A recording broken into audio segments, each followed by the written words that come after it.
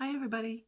This week on Beginner's Crochet we're going to learn how to put an edging on our granny square, and we are going to learn also how to join those squares together.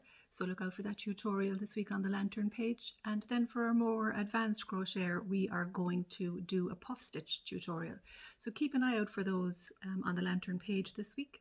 In the meantime, get out your wool, get out your hooks and start crocheting. Talk to you soon. Hi everybody. This week I will show you how to put an edging on your granny square that we practiced last week, and it'll look like this. It's our treble stitch again, so a stitch that you should be familiar with. And after the edging is put on, then I'll show you how to join your two squares together as you're going along. Okay, so we'll get started. And all you'll need is your wool. So if you're using the same colour, that's fine. You can have contrasting wool. So just push that out there. So you can join anywhere on your granny square, and if you remember, I told you when you're starting off to keep the chain 2 spaces, just so it's easier for you as a complete beginner when you are just practicing your granny squares. And then as you advance, you can reduce those chain spaces to 1 chain. It just brings your square in a little tighter. So again, it's entirely up to yourself. So for now, we're going to put on our edging, and to do that, you can join in the corner. Okay, you have 4 corners. You can join in any of the corners or any in the chain spaces. So I'm going to join in a corner here. And again, we'll all have our own way of joining wool. So you can just join it in like so and chain up 3. 1, 2, 3 to get you started, which will act as a treble. Or you can tie a little knot like so, so your wool is more secure when you're starting off. That you might find that easier. And again, all you're doing is just bringing in the new yarn. Okay, so you don't have to hold on to it then, and you can crochet over the tail at the back as well as you're working along. So I could have left that tail a little bit longer actually. So you just chain up 3 to get started. And because this is a corner, you're going to put another 2 treble into that. So you have 4 corners on your square, and every corner will have 3 trebles. So a reminder of the treble: yarn around your hook, into the space, draw it through 3 loops on my hook, and you can see there that I'm keeping that down just to crochet it in. Draw through 2, yarn around through 2. Okay, and that's started there now, your new contrasting wool for your edge. You could also do this with a double crochet if you prefer to do that, but I'm just going to do the treble crochet starting off because it's easier, I think, for you to see as well. Okay, and again, entirely up to yourself.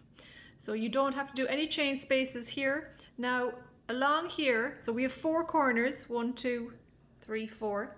Okay, we started in a corner, and now you're going to work the top of these trebles, okay, for your edging. And to do that, you get the top of the stitch, in you go, yarn around through 2, yarn around through 2. The next one, okay, there you go, that's the top of that treble. And again, the last one, in you go, yarn around through 2, yarn around through 2. So this is how it's looking starting off. And you'll work 1 in the chain space. Now you could have started here with your joining of the wool, and you would have just put a treble crochet in here and then worked your 3, 1 treble, 3, 1 treble, 3, and then into your corner. Okay, it's entirely up to yourself whether you want to start in a corner or in a chain space. But in the chain space, there'll only be 1 treble. So in I go to the chain space. Okay, and again, work the top of the 3 treble. And I'll just work over now to the end of this row, to that corner. And then you can take off from there yourselves, and I will meet you at the end, and I'll show you what to do when you come all the way back around here. All right, so 1, 2, 3, And then don't forget your chain space with 1. All right, and again, don't forget these. So 3 treble on top of the trebles and 1 treble in my chain space.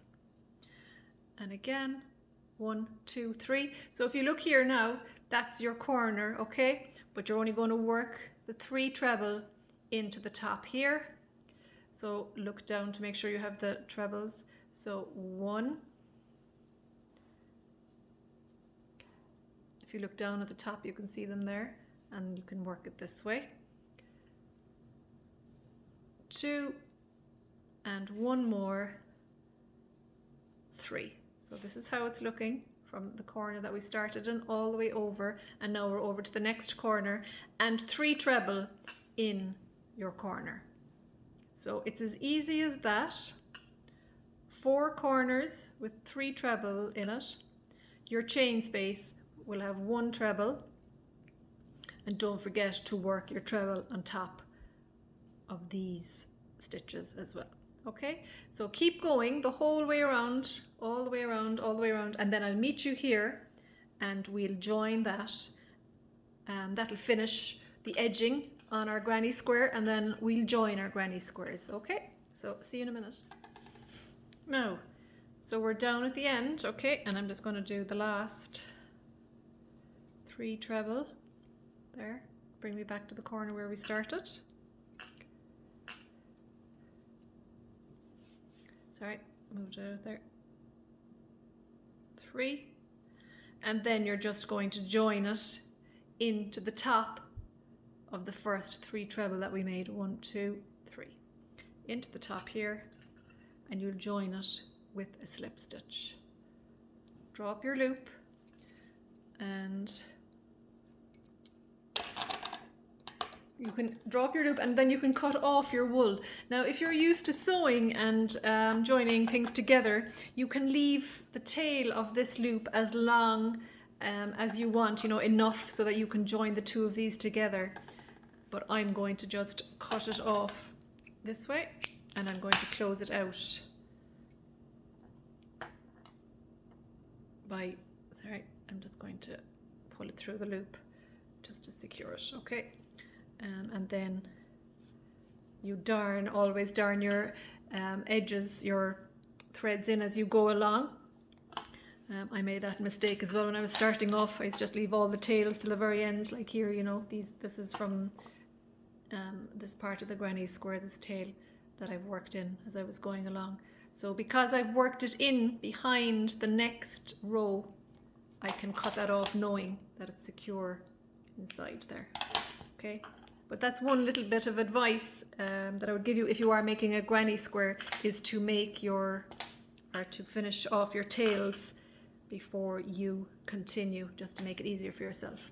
Now, then the next step will be joining the squares together, so I'll show you how to do that in a sec. Now, you'll have 2 options when it comes to joining your squares together. I didn't sew that in, darn that in yet, okay?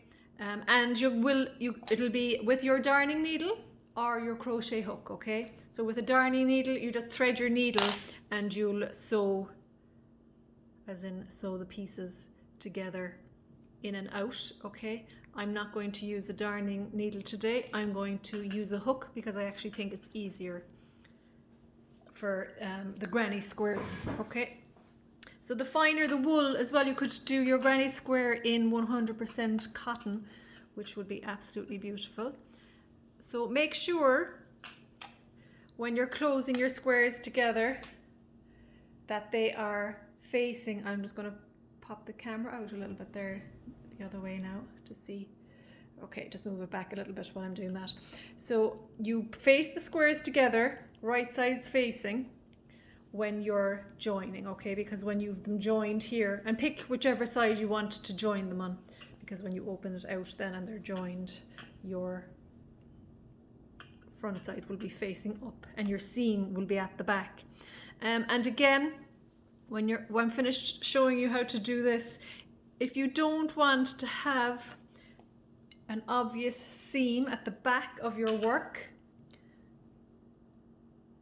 I think the darning needle is a better option for you. So again, line up your stitches. Sorry now, so if you open them out here, look, these are the top of your stitches here. Okay, so you'll be joining them into each other. So if you find the corner or wherever it is you want to start, so I think maybe if they're your corners, just match up your corners first, like so, okay, and right sides facing together. These are the wrong sides looking at you. And then get your stitch, if I can actually locate it myself. Okay, get your stitch and then get the contrasting one on the one behind it. And again, just draw in your wool. Okay, this is what it looks like at the other side. Okay, and I'm going to leave a long enough tail there now, so you can get started that way. And all you're going to do is chain one. And when you're working along each stitch now, you will be working in to the tops of them and the corresponding one at the opposite side.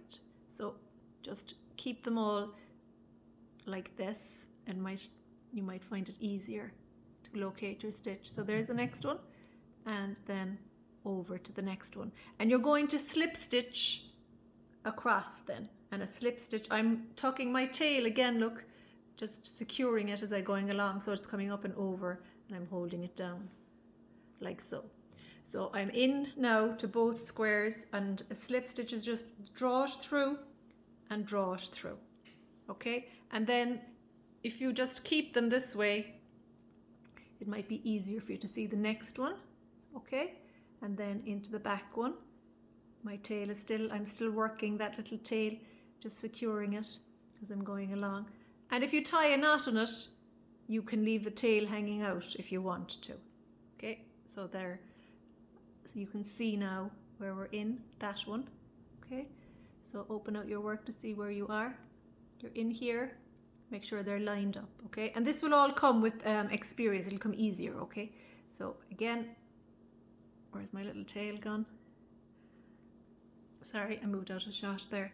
So I'll bring my tail up and over because I want to secure it, and join with a slip stitch. And you're going to work along the next one. And that's all you're going to do. If you were using your darning needle, I'll show you there now. I'm just going to hold that out there. If you were using your darning needle, okay, you could hold, when you hold them together like this is the way, anyway, that I like to do it. Other people might have another technique. So you can take one of the loops. So you see you have one, that's the top of the stitch. You could take one of the loops and make sure you get all of it, okay? I could have a blunter needle now, to be honest. And then you'll go into the loop at the opposite side. Okay, can you see that? So it would be the back loop of this one, and it would be the front loop of the opposite one.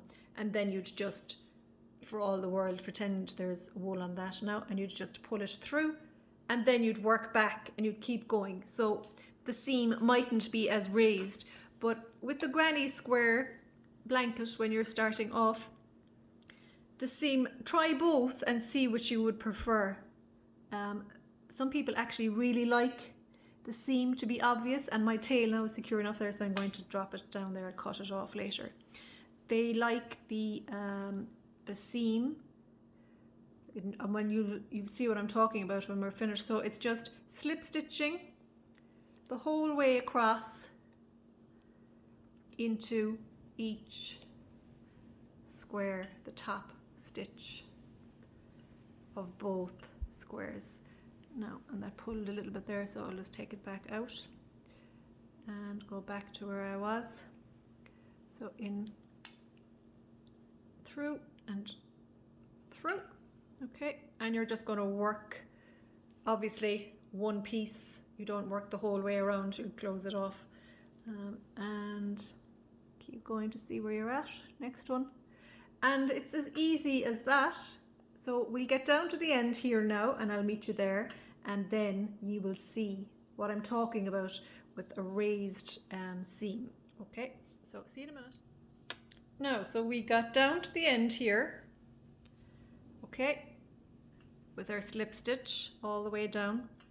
This is the next corner, okay, and the more squares that you'll be introducing to your blanket, okay, so when you're working along, so make one, make two, join those, make the next one, join that, so you'll be building it as you're going, and make sure, so if this is it joined here now looking flat, I'll just take the camera back a little bit there, so this is what it looks like.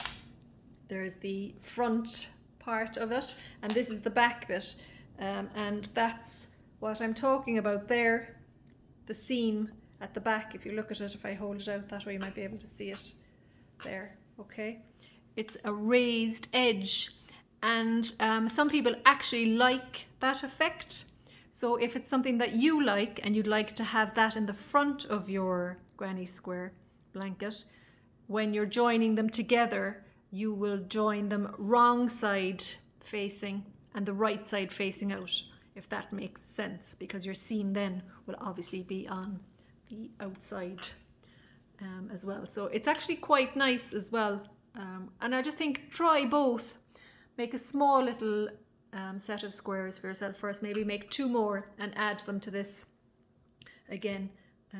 Add one at a time as you're going along and decide, okay, which you prefer yourself. It's a personal choice. So we've come all the way down there now, and I'm going to close that off, okay? And when I say close that off, I just literally mean I'm just going to secure it with our usual bring up your loop and draw through and secure it. And we're going to weave in our tails, and I just dropped my darning needle there, so I'll just pick that up if I can.